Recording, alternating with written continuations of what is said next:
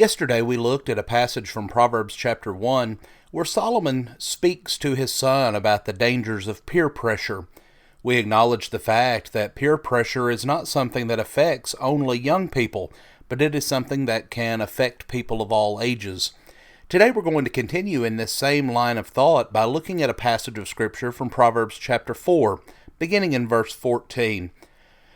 Here Solomon says, "Do not enter the path of the wicked, and do not proceed in the way of evil men.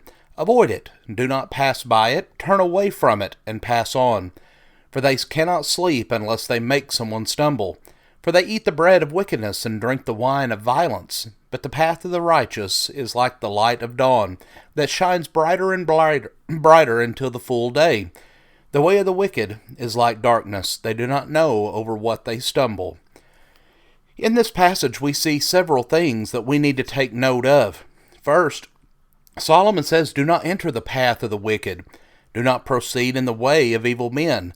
Avoid it. Do not pass by it. Turn away from it, and pass on." Friends, these two verses contain 6 admonitions that will keep us from following the wicked. First, do not enter the path of the wicked. Second, do not proceed in the way of evil men. 3, just avoid it. Turn away from it. Have nothing to do with it. Verse 4, do not pass by it. Don't even look at it. Turn away from it and pass on.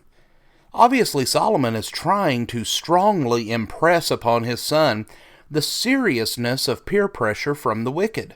He goes on to say, "For they cannot sleep unless they do evil, and they are robbed of sleep unless they make someone stumble." Some people are so corrupt that they feel as though they need to do evil. Some people who commit sin end up losing sleep because of their guilty conscience. These individuals have seared their conscience to the point that they no longer feel guilty for it.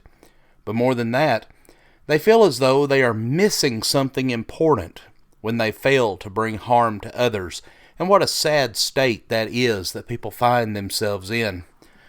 Then Solomon says, "For they eat the bread of wickedness and drink the wine of violence." Bread provides sustenance, and wickedness is what sustains the ones about whom Solomon is warning. He talks about wine being a mocker in Proverbs 20 and verse 1, deceiving people and causing them to forget what is decreed. The violence that these sinners carry out against others deceives them into thinking that they are greater than others and immune to retaliation. Yet they forget that they are accountable to God and that vengeance belongs to Him, Deuteronomy 32 and verse 35. And Solomon continues with this thought, "But the path of the righteous is like the light of dawn, that shines brighter and brighter until the full day. The way of the wicked is like darkness. They do not know over what they stumble." When choosing what path in life to take, it may seem obvious that the wise choice would be the path that allows one to see where he's going. Yet the pressure of one's peers who are following the path of darkness is so strong that many follow in that way.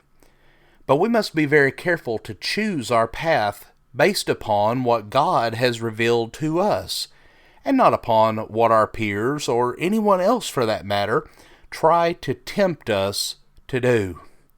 So many times people are afraid that if they don't go along with their friends, if they don't do the things that their friends are encouraging them to do, then they're going to lose that friendship. Well, something that we must realize is that someone who is trying to entice us to sin, to turn away from what we know to be right, that person is no friend to us. That person is trying to entice us to do things that will be damaging to our soul. And as Solomon says to his son, we don't need to look at it. We need to turn away from it and simply pass on. If that means that we lose that friendship, then so be it. Because the most important thing to us in this life must be serving God and keeping His commandments. Friends, we thank you for joining us for our program today, and have a blessed day.